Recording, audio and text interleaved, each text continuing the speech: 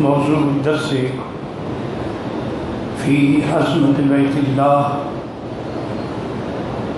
في الوعظ والإرشاد.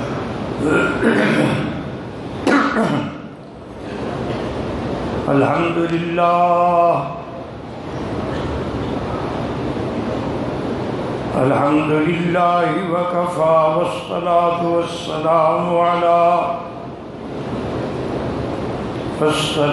والسلام على خاتم الأنبياء سيدنا وحبيبنا محمد المصطفى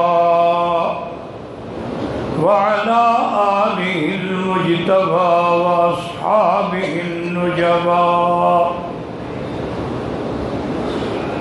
اللهم صل على سيدنا محمد النبي الأمي الهاشمي وعلى آله وأصحابه نجوم الهدى. أما بعد فقد قال الله تبارك وتعالى في القرآن المجيد والفرقان الحميد: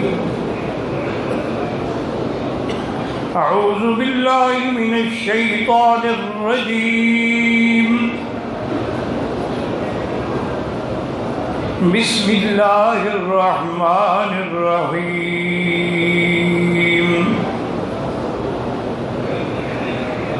إن أول بيت وضع للناس للذي ببكة مباركا وهدى للعالمين.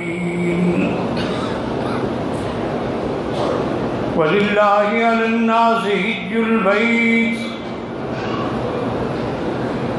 من استطاع إليه سبيلا ومن كفر فإن الله غني عن العالمين. قال النبي صلى الله عليه وسلم: والله إنك لخير أرض الله وأحب الأرض إلى الله لو ما أخرجني قومي ما خرجت منك أبدا، أو كما قال النبي صلى الله عليه وسلم. صدق الله العلي العظيم وصدق رسوله النبي الكريم، ونحن على ذلك لمن الشاهدين ومن الشاكرين والحمد لله رب العالمين. رب اشرح لي صدري ويسر لي أمري واحلل عقدة من لساني يفقهوا قولي. رب زدني علما سبحانك لا علم لنا إلا ما علمتنا إنك أنت العليم الحكيم. رب يسر ولا تعسر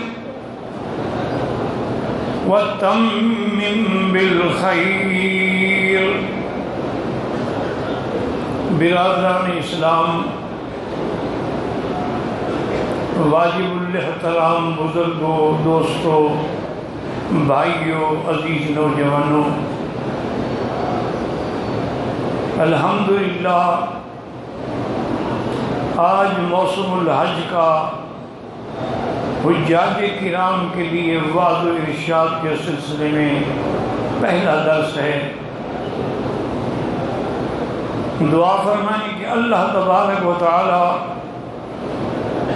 اس عاجز کو صحت عافیت کاملہ دائمہ اور حق بات بیان کرنے کی توفیق عطا فرمائے، آپ کو سننے سمجھنے کی اور ہم سب کو مل کر حق پر چلنے کی توفیق عطا فرمائے،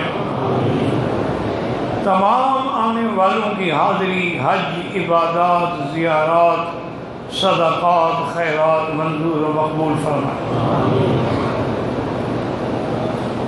میں نے جو آیت آپ کے سامنے تلاوت کی ہے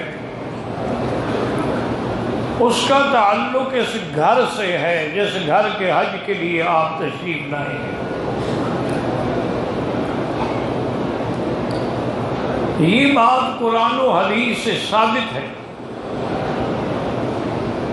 کہ سب سے پہلا گھر، لیکن یاد رکھیں جو عبادت کے لیے بنایا گیا، سب سے پہلا گھر جو ہے وہی اللہ کا کعبہ ہے۔ انسانوں میں سب سے پہلے طواف کرنے والے حضرت آدم علیہ السلام تھے۔ اللہ کے حکم سے جبریل علیہ السلام نے آ کے کہا کہ آدم آپ تو آج طواف کر رہے ہیں نا، ملائکہ تو 7000 سال پہلے سے طواف کر رہے ہیں۔ مقصد ہے کہ وہ آدم سے بھی پہلے وہ گھر تھا، کہ تھوڑا پیچھے کرو، تھوڑا سا۔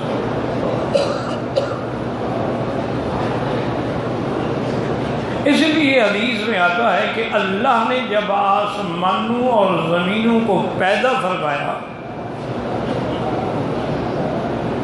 تو اسی وقت سے اللہ نے اپنے گھر کو بھی پیدا فرمایا،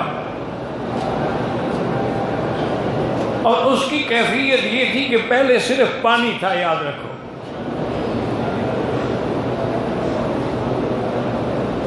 اور اللہ کا عرش بھی اس پانی پہ تھا، اور جہاں یہ کعبۃ اللہ ہے اس پانی پر جیسے بلبلہ ہوتا ہے نا، ایسے بلند چیز بلبلہ موجود تھا، علامت تھی اس گھر کی۔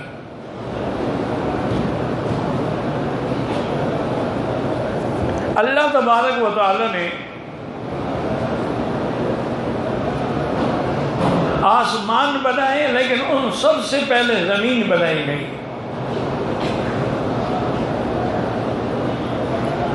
اور زمین کو ایسے ایک کوڑے کی شکل میں چھوڑ دیا گیا جیسے آٹا گوندھ کے رکھ دیا جاتا ہے۔ پھر اللہ نے آسمان بنائے اور اس کے بعد پھر زمین کو بچھایا، وَالْأَرْضَ بَعْدَ ذَلِكَ دَحَاهَا۔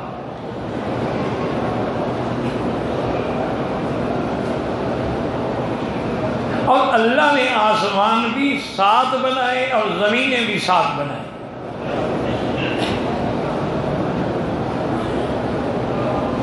سبع سماوات طباقا،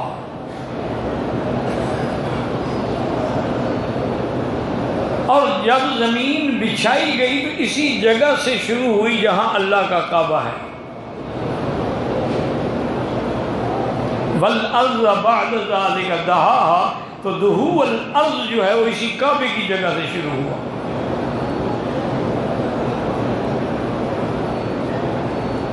اور پھر یہ کعبۃ اللہ جو ہے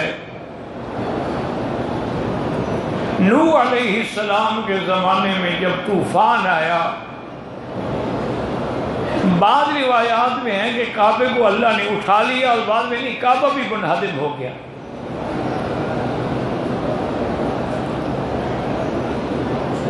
لیکن اس کے آثار باقی رہے۔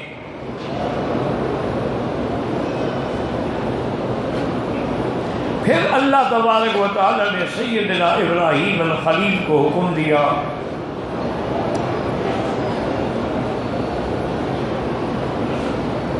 اور سیدنا ابراہیم الخلیل اور اسماعیل علیہ الصلوۃ والتسلیم نے اللہ کے حکم پر جہاں یہ کعبہ ہے اسی آثار پر، جو آثار آدم کے زمانے کے تھے، اسی پہ کعبے کی تعمیر شروع کی۔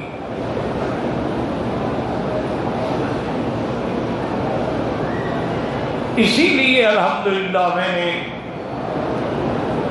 کئی دروس میں یہ بات عرض کی ہے کہ اسلام ایک ایسا مذہب ہے، ایسا دین ہے کہ جس کی مثال پوری دنیا میں نہیں ہے۔ اب دیکھیں نا، ہر مذہب و ملت کے تہوار ہیں، کوئی کرسمس مناتے ہیں، یہودی اپنے تہوار مناتے ہیں، ہندو اپنے تہوار مناتے ہیں، کوئی دیوالی مناتا ہے، کوئی ہولی مناتا ہے، کوئی کچھ کرتا ہے، لیکن اس کا کوئی ثبوت ہو، ثبوت ان کے پاس بھی نہیں ہے۔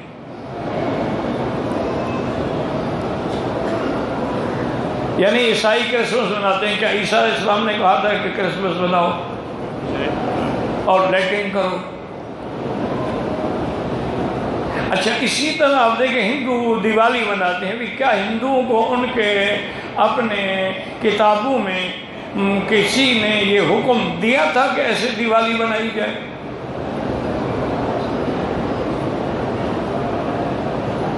یہودی ہیں، وہ بھی عید نوروز مناتے ہیں، کیا ان کو کسی تورات نے حکم دیا کہ یہ عید مناؤ؟ یعنی کوئی مذہب اپنے تہوار کے بارے میں کوئی دلیل نہیں دے سکتا۔ یہ صرف اللہ کا دین، دین اسلام ہے کہ جس کے ہر حکم پر دلیل ہے۔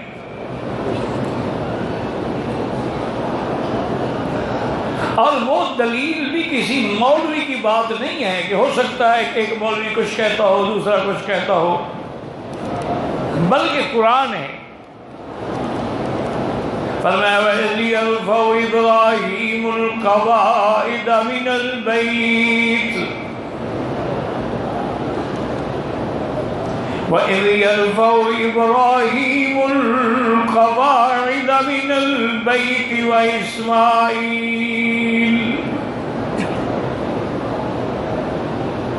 جب حضرت ابراہیم اور حضرت اسماعیل اس کی بنیادیں اٹھا رہے تھے، قرآن میں ذکر،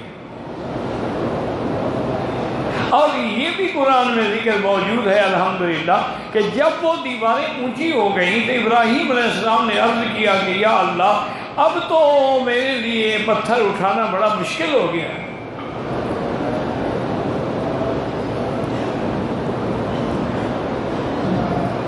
اب تو آپ نے خود دیکھ لیا نا الحمدللہ، غلاف اونچا ہو گیا اور کعبۃ اللہ کے صحیح پتھر جو ہیں وہ بھی نظر آ رہے ہیں۔ اور دیکھ لیں، کوئی پتھر بڑا ہے، کوئی پتھر چھوٹا ہے، یعنی آپ کے گھر کی اینٹوں بھی ایک سائز ہے، لیکن اللہ کے گھر کے پتھروں کی تو کوئی سائز نہیں ہے۔ اللہ چاہتے تو اس کو کسی جواہر و یاقوت سے بنا دیتے، لیکن نہیں، فرمایا پھر کیا، لوگ تو اس کی زینت دیکھنے کے لیے آتے ہیں، لوگ میرے لیے تو نہ آتے۔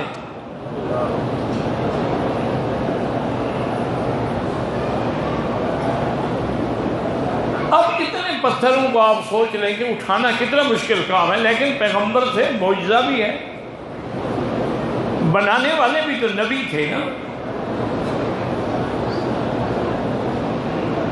اور اللہ نے جتنے گھر بھی بنائے ہیں، اللہ کی شان ہے کہ وہاں انبیاء کا تعلق ہے۔ اگر مسجد اقصیٰ بنائی گئی تو وہاں بھی دو نبی ہیں، حضرت داؤد اور حضرت سلیمان۔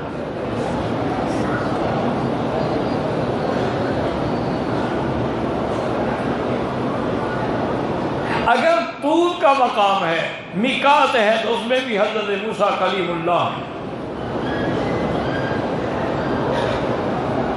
اور اللہ کا کعبہ ہے تو یہاں بھی ابراہیم و خلیل ہیں علیہم الصلاۃ والتسلیم۔ تو اللہ نے ان کو حکم دیا کہ یہ پتھر ہے، اس پتھر پہ آپ کھڑے ہو جائیں۔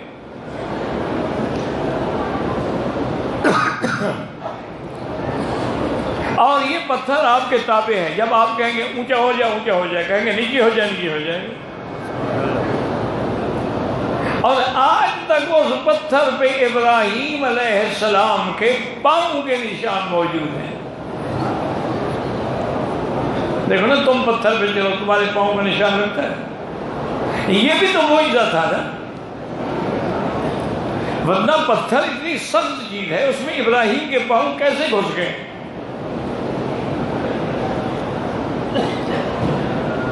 اور پھر اللہ نے ان پاؤں کی نشانی کو برقرار کیوں رکھا؟ اس میں بھی اللہ کی حکمتیں ہیں۔ اسی لیے جب مکہ فتح ہو گیا اور حضرت اکرمہ کی بیوی جو تھی وہ مسلمان ہو گئی، یعنی ابو جہل کی بہو، لیکن اکرمہ بھاگ گیا۔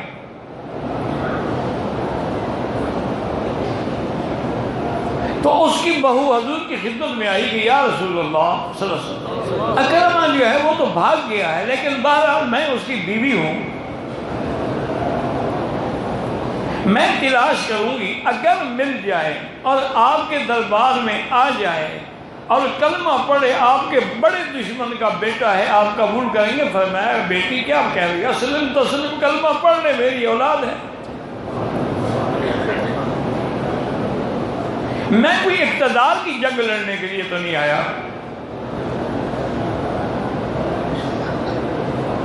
تو انہوں نے عرض کیا کہ یا رسول اللہ صلی اللہ علیہ وسلم، چونکہ اکرمہ اس باپ کا بیٹا ہے جو آپ کا سب سے بڑا دشمن تھا، ابی جہل،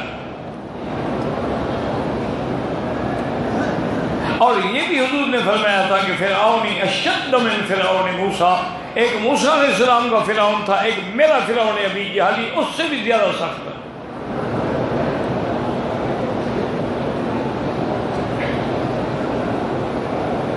اس فرعون کو ایک غوطہ لگانا تو بس ساری ہوا نکل گئی۔ آمنت برب موسیٰ و ہارون، لیکن ابی جہل بدبخت میدان بدر میں پڑا ہوا ہے، گردن کٹی ہوئی ہے، صرف رگیں باقی ہیں۔ عبداللہ ابن مسعود گزرتے ہیں، فرماتے ہیں ہاں ابی جہل اب دیکھ لیا اللہ نے اپنے نبی کو۔ کہتے کیا ہو گیا، مکہ فتح کر لیا تم لوگوں نے؟ یعنی اکڑ اس وقت بھی ہے۔ حضرت عبداللہ مسعود نے تلوار نکال کے کہتا ہے یا راعی الغنم، او بکریوں کے چرواہے، تیری تلوار سے میری گردن نہیں کٹے گی، میری تلوار نکال لے اور میری گردن کو نیچے کر کے کاٹنا، پتہ لگے کہ سردار کی گردن ہے۔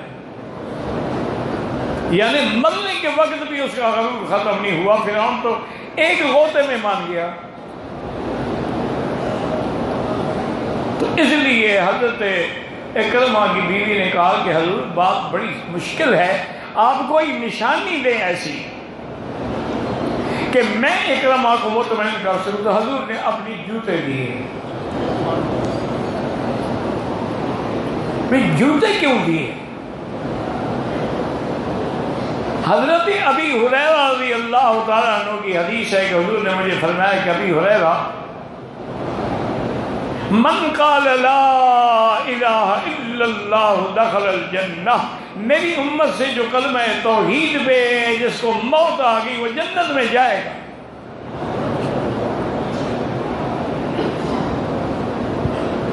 حضرت یا رسول اللہ اگر اس نے زنا کیا ہو، چوری کی ہو، ڈاکے ڈالے ہو، فرمایا کچھ بھی کیا ہو، لیکن کلمے پڑھنے والا جنت میں ایک نہ ایک دن جائے گا۔ اب اللہ کی مرضی ہے، معاف کر دیں یا سزا دینے کے بعد نکال دیں، لیکن جنت میں جائے گا۔ تو اس نے کہا حضور میں جا کر لوگوں کو خوشخبری سناؤں، یہ تو بڑی بات ہے نا، کیونکہ ہر مسلمان جیسا بھی ہو کلمہ تو پڑھتا ہے۔ تو اس نے پھر میں ہاں بتا، اس نے کہا حضور میری بات ذرا کون مانے گا؟ آپ نے اس کو بھی جوتے دیے، یہ نشانی ہے دکھانا کہ حضور کی جوتے ہیں۔ تو میرے کہنے کا مقصد یہ تھا کہ یہاں بھی پاؤں کے نشان ہیں، وہاں بھی وجہ کیا ہے؟ اس سے سبق ملتا ہے کہ جب تک پیغمبروں کے نقش قدم پہ نہیں چلو گے نجات نہیں ہوگی۔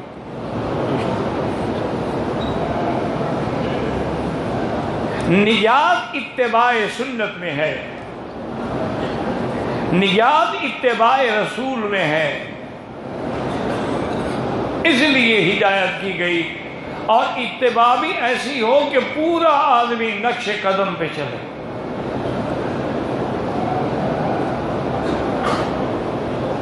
تو اب آپ اندازہ فرمائیں کہ یہ گھر کتنے شان والا ہے کہ جس کو 2 پیغمبر بنا رہے ہیں. اور جب اللہ کا گھر بن گیا تو اللہ نے حکم دیا ابراہیم الخلیل کو کہ اب لوگوں کو اذان دو کہ اللہ کا گھر بن گیا، آ جاؤ حج کے لیے. انہوں نے کہا یا اللہ میری آواز کون سنے گا؟ اور اس وقت ویسے بھی مکے میں کتنے آدمی تھے؟ ایک قبیلہ جرہم تھا بس.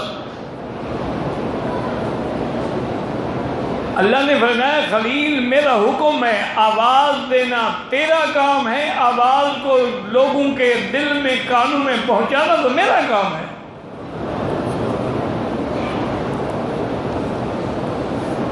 تو اللہ کا یہ بھی قرآن میں ہے کہ وَأَذِّن فِي النَّاسِ بِالْحَجِّ يَأْتُوكَ رِجَالًا وَعَلَىٰ كُلِّ ضَامِرٍ يَأْتِينَ مِن كُلِّ فَجٍّ عَمِيقٍ. اعلان تو کرو. ابراہیم علیہ السلام کعبۃ اللہ میں ایک اونچی جگہ پہ کھڑے ہوئے اور کہا کہ یا ایھا الناس، اے لوگو اللہ کا گھر بن گیا ہے، حج کے لیے آ جاؤ. تو روایات میں موجود ہے کہ اللہ نے ہر بندے تک یہ آواز پہنچائی. اگر کوئی بچہ ماں کے پیٹ میں تھا تو وہاں تک بھی پہنچا دی، اور جو عالم ارواح میں تھے ان کو بھی پہنچا دی. اور ایک روایت میں یہ بھی آتا ہے کہ جس نے اس آواز پہ کہا لبیک، اگر ایک دفعہ کہا تو ایک حج نصیب ہوگا، اور 10 دفعہ کہا تو 10 دفعہ حج نصیب ہوگا.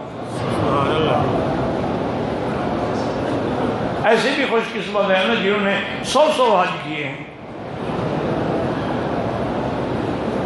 لیکن ان کے حج کرنے کا طریقہ یہ تھا کہ جب حضرت جعفر صادق حج کے لیے آئے ہیں، لبیک کہتے تو آپ پہ لرزہ طاری ہو جاتا. حضرت امام مالک نے پوچھا کہ حضرت کیا بات ہے؟ کہا میں ڈرتا ہوں کہ میں کہوں لبیک میں حاضر. اللہ فرمایا جاؤ تیری حاضری منظور نہیں ہے، میں کیا کروں گا.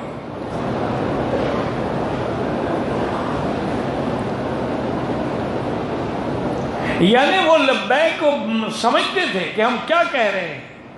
ہم تو روٹین میں پڑھتے ہیں لبیک اللہ لبیک لبیک اللہ لبیک. اور بعض میرے بھائی حاجی جو ہیں وہ تو طواف میں بھی پڑھ رہے ہوتے ہیں لبیک اللہ لبیک. حالانکہ یاد رکھو کہ اگر عمرہ کر رہے ہو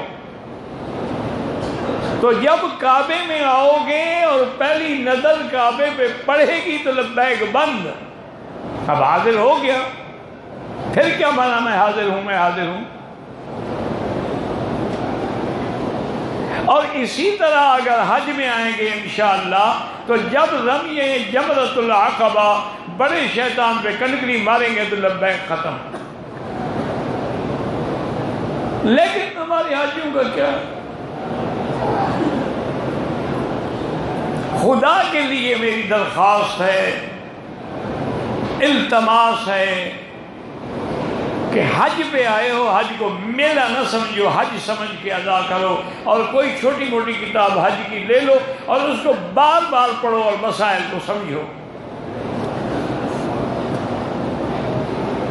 اور اگر وہ پڑھنے کے بعد بھی سمجھ نہ آئے تو کسی عالم سے پوچھ لو.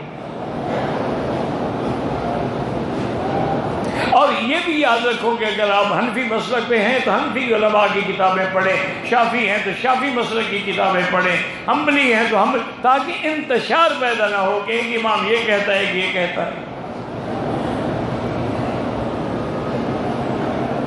کیونکہ اتنا علم تو آپ کو ہے نہیں کہ دلائل پہ غور کر سکیں.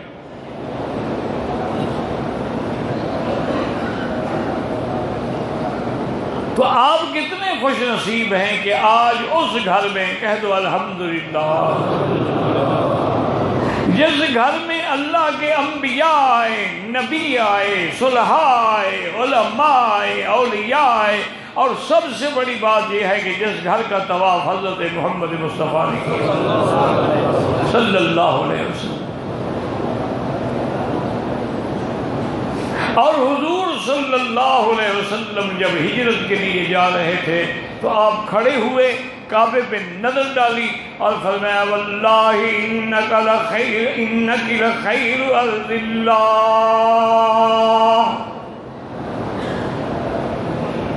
اللہ کے نبی نے فرمایا کہ مجھے اللہ کی قسم ہے تو سب سے اللہ کی بہتر سرزمین ہے۔ کائنات میں کوئی جگہ ایسی نہیں نا کہ جہاں ایک نیکی کا لاکھ ملتا ہو۔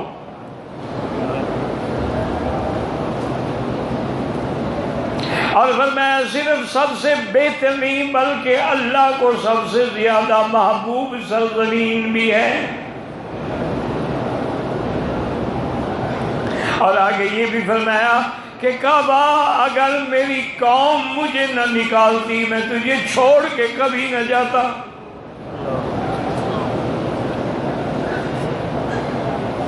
اور اسی طرح ہجرت کے سفر میں جب حضور صلی اللہ علیہ وسلم رابغ کے قریب پہنچے اور صحیح راستے کے ساتھ ملے تو آپ کے آنسو بہنے لگ گئے۔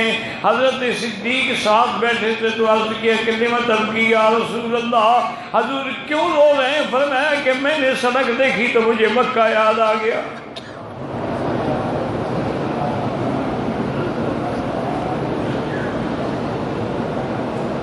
اللہ نے جبریل امین کو حکم دیا کہ جا کے میرے مدنی کو سلام کہیں اور کہہ دیں ان الذی فرض علیک القرآن لرادک الی معاد۔ میرا مدنی جس نے آپ پہ قرآن اتارا ہے اور اس پہ اعمال کو فرض قرار دیا ہے، وہ رب تیرا وعدہ کرتا ہے کہ ہم تجھے پھر مکے میں لے آئیں گے۔ تو یہ وہ گھر ہے، اور پوری دنیا میں یاد رکھیں کوئی ایسا مقام نہیں جہاں طواف کرنے کا حکم ہو، صرف اللہ کا کعبہ ہے۔ چونکہ قرآن ہے وَلْيَطَّوَّفُوا بِالْبَيْتِ الْعَتِيقِ، اللہ کا قرآن ہے وَإِذْ بَوَّأْنَا لِإِبْرَاهِيمَ مَكَانَ الْبَيْتِ أَلَّا تُشْرِكْ بِي شَيْئًا وَطَهِّرْ بَيْتِيَ لِلطَّائِفِينَ وَالْعَاكِفِينَ وَالرُّكَّعِ السُّجُودِ۔ ساری کائنات میں یاد رکھ لیں مسجد اقصی کا بھی طواف نہیں ہے، روضہ محمد مصطفیٰ کا بھی طواف نہیں ہے، کسی اللہ کے نبی کی قبر کا بھی طواف نہیں ہے۔ اگر طواف ہے تو صرف اس گھر کا۔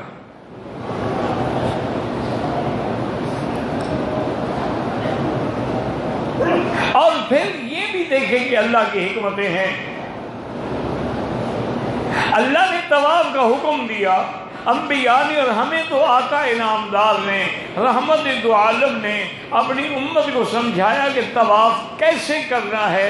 آپ نے حجر اسود کے سامنے کھڑے ہو کے آپ نے نیت بھی کی، اور نیت جو ہے وہ دل میں ہوتی ہے، زبان سے ضروری نہیں ہوتی۔ ابھی آپ جائیں نا طواف کی طرف، مانے نیت ہے تو جا رہے ہیں، باقی زبان سے جو ہے وہ استحضار ہے، ورنہ مقام النیت القلب ہے۔ اور ایک روایت میں ہے کہ جب آپ نے ابتدا کی تو فرمایا بسم اللہ اللہ اکبر وللہ الحمد۔ اور ایک روایت میں یہ بھی ہے کہ بسم اللہ اللہ اکبر وللہ الحمد والصلاة والسلام علی رسول اللہ۔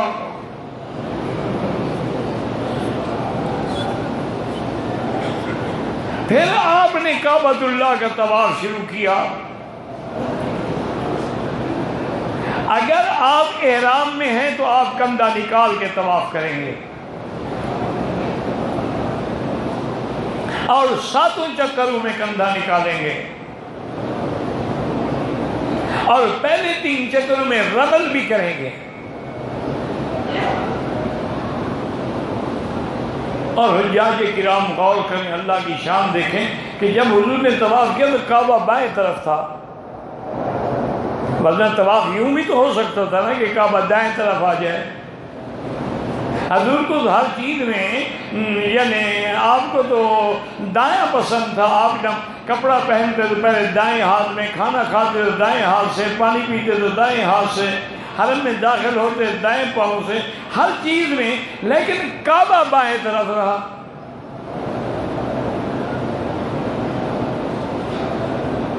اس کی وجہ علماء نے لکھی ہے کہ وجہ یہ تھی، اللہ یہ چاہتے تھے کہ کعبہ بائیں طرف ہو اور مسلمانوں کے دل کے قریب ہو، چونکہ یہ مقناطیس القلوب ہے، یہ دلوں کو کھینچتا ہے۔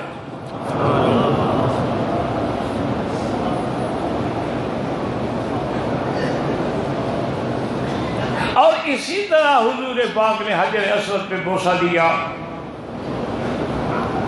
تو حجر اسود پر بوسہ دینا جو ہے وہ سنت محمد مصطفیٰ صلی اللہ علیہ وسلم۔ اگر بوسہ نہ دے سکیں تو پھر ہاتھ لگانا جو ہے وہ بھی سنت ہے، ہاتھ لگ جائے تو بوسہ دے دیں۔ اگر رش زیادہ ہے اور ہاتھ بھی نہ لگے تو اشارہ کر دیں، اشارہ ایک ہاتھ سے بھی جائز ہے اور 2 سے بھی جائز ہے۔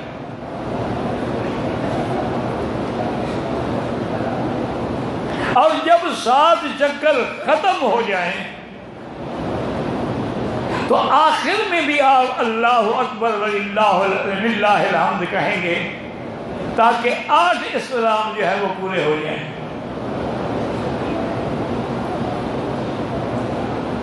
اور اس کے بعد اگر اللہ توفیق دے 2 رکعات واجب الطواف مقام ابراہیم کے پیچھے پڑھیں،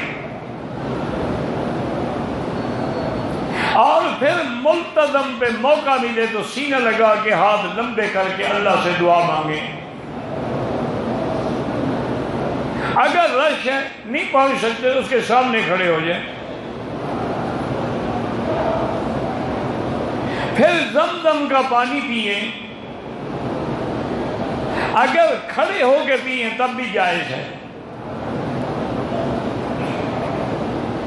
لیکن اسی طرح بسم اللہ پڑھ کے 3 سانس لے کے پئیں اور ہر سانس پہ الحمدللہ کہیں۔ سیدنا ابن عباس رضی اللہ تعالیٰ عنہ جب زمزم پیتے تھے تو ہمیشہ یہ دعا کرتے تھے کہ اللہم انی اسألک ایمانا کاملا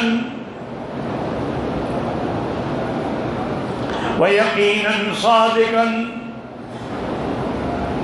وعلما نافعا ورزقا واسعا وشفاء من کل داء۔ آپ بھی اپنی زبان میں جو چاہیں دعا مانگیں، اور یہ بھی یاد رکھ لیں کہ زمزم کا پانی صرف شفا نہیں، شفا تو ہے ہی ہے، لیکن زمزم پی کے جو بھی دعا مانگو قبول ہوتی ہے۔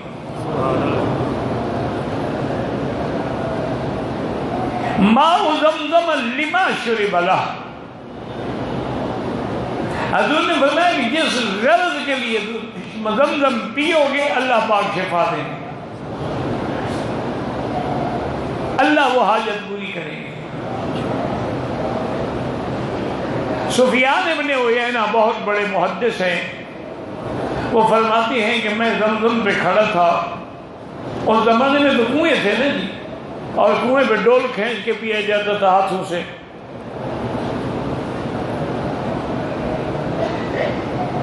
فرمایا کہ میں زمزم پہ کھڑا تھا زمزم پینے کے لیے، مجھ سے پہلے ایک بندے نے زمزم پیا اور وہ دعا مانگ رہا تھا کہ یا اللہ تیرے نبی کی حدیث ہے کہ کہ زمزم جس غرض کے لیے پیو، میں اس لیے پی رہا ہوں کہ مجھے سفیان ابن عیینہ مل جائیں اور حضور کی 100 حدیث سنائیں۔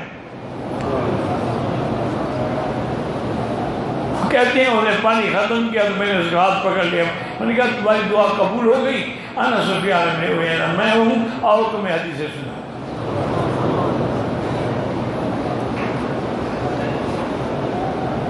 اور اسی طرح ہمارے بعض اکابر نے، اسلاف نے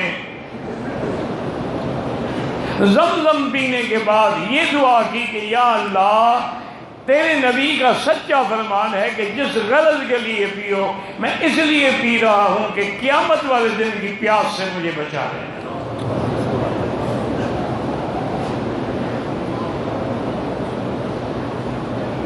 تو جس غرض، علامہ قرطبی تفسیر قرطبی والے لکھتے ہیں کہ میں حج پہ آیا، اب فجر کی نماز کا وقت بھی قریب تھا، مجھے پیشاب کا تقاضا ہوا۔ اس زمانے میں کوئی حمام تو قریب نہیں ہوتے تھے نا، دور جانا پڑتا تھا۔ کہتے میں نے سوچا کہ اب اگر جاتا ہوں تو پھر جماعت تو نہیں ملے گی،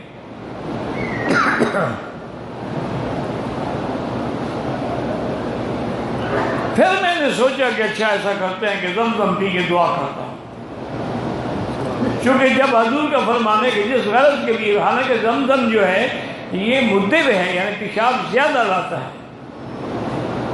لیکن آپ نے بتایا کہ میں نے زمزم پیا اور کہا یا اللہ مجھے پیشاب کی تکلیف ختم ہو جائے تاکہ میں سکون سے جماعت سے محروم نہ ہو جاؤں۔ فرماتے ہیں میں نے نماز پڑھی، پھر طواف کیے، پھر اشراق پڑھ کے نکلا، مجھے خیال ہی نہیں آیا۔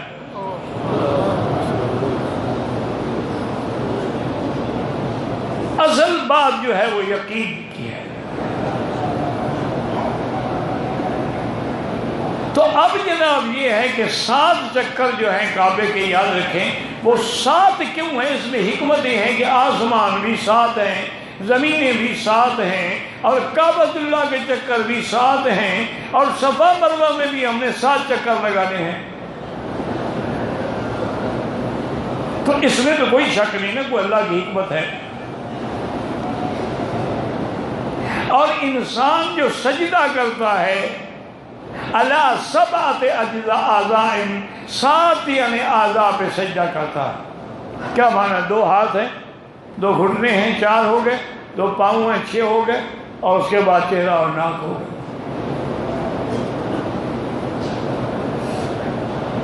تو علماء نے اس کی حکمت لکھی ہے کہ وجہ یہ ہے کہ جہنم کے دروازے بھی 7 ہیں، لہا 7 ابواب۔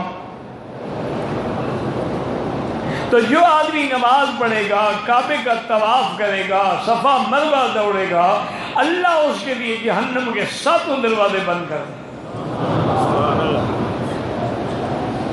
وہ جہنم سے بچ جائے گا۔ اور یہ بھی یاد رکھنے میرے عزیز کے طواف کے اندر پڑھنے کے لیے جو سب سے اعلیٰ افضل وظیفہ ہے وہ وہی ہے جو میرے آقا نے پڑھا ہے، سبحان اللہ والحمد للہ لا الہ الا اللہ اللہ اکبر وللہ الحمد لا حول ولا قوة الا باللہ۔ اور جب رکن یمانی پہ آئیں تو وہاں بھی آپ استلام کریں گے، بسم اللہ اللہ اکبر وللہ الحمد اللہم انی اسألک العفو والعافیہ ربنا آتنا فی الدنیا حسنۃ وفی الآخرۃ حسنۃ فقنا عذاب النار۔ مسلمانوں میرے مدنی کی شفقت دیکھیں، رحمت دیکھیں کہ اگر آپ چاہتے ہیں طواف میں پورا قرآن ختم کرنا چاہتے تو کر سکتے تھے، اگر آپ چاہتے تو 10 پارے بھی پڑھ سکتے تھے، آپ چاہتے تو لمبی لمبی مشکل دعائیں بھی کر سکتے تھے، لیکن حضور نے اپنی امت پہ شفقت کی کہ میری امت میں جہاں عالم آئیں گے وہاں جاہل بھی آئیں گے، ان پڑھ بھی آئیں گے، دیہاتی بھی آئیں گے، جو کچھ نہیں جانتے وہ بھی آئیں گے، ان کے لیے آسان وظیفہ بتا دیا کہ سبحان اللہ سبحان اللہ۔ یہ تو ہر آدمی پڑھ سکتا ہے نا۔ اور ایک مسئلہ ساتھ یہ بھی یاد رکھ لیں کہ طواف 7 چکروں کا نام ہے، کسی وظیفے کا نام نہیں ہے۔ اللہ فرماتے ہیں میرے بندے تو ایک لفظ بھی نہ پڑھ، 7 چکر پورے کر، قبول کرنا میرا کام ہے۔ ایک لفظ بھی نہیں پڑھا۔ اور اسی طرح صفا مروا ہے، دوڑنے کا نام ہے کہ 7 چکر پورے کریں، صفا سے شروع کریں اور مروہ پہ ختم کریں، کسی وظیفے پڑھنے کا نام نہیں ہے۔ ویسے حضور پاک نے وہاں پڑھا ابدأ کما بدا بہ اللہ ان الصفا والمروہ من شعائر اللہ، اور یہ بھی پڑھا کہ لا الہ الا اللہ وحدہ صدق وعدہ نصر عبدہ وعز جندہ ہزم الاحزاب وحدہ لا شیء قبلہ ولا شیء بعدہ لا الہ الا اللہ وحدہ لا شریک لہ لہ الملک ولہ الحمد یحیی ویمیت وہو علی کل شیء قدیر۔ اگر آئے نہ آئے تو سبحان اللہ، نہ آئے درود شریف پڑھتے رہو، نہ آئے کلمہ شریف پڑھتے رہو، کوئی پابندی نہیں۔ تو الحمدللہ اللہ نے آپ کو اور ہمیں یہ گھر اور اس کی حاضری اور اس کا دیدار نصیب کیا ہے، یہ اس کا کرم ہے۔ اب آپ کے کچھ سوالات بھی ہیں۔ اچھا ایک بات یاد رکھ لیں کہ زندگی رہی تو انشاءاللہ کل درس جو ہے اوپر چھت پہ ہوگا، چونکہ راستے رک جاتے ہیں تو انہیں تکلیف ہوتی ہے انتظامیہ کو، تو اس لیے انہوں نے یہ انتظام کیا ہے کہ چھت پہ الحمدللہ چونکہ بڑی کھلی جگہ ہوتی ہے، تکلیف نہیں ہوتی ہے۔ اچھا الحمدللہ پچھلے سال تو مجھے یاد ہے کہ انہوں نے خواتین کے لیے، عورتوں کے لیے بھی پیچھے سپیکر لگا دیا تھا تاکہ عورتیں بھی آرام سے پیچھے بیٹھ کے سن سکیں، ان کو مردوں میں نہ آنا پڑے، کسی کے آگے نہ آنا پڑے۔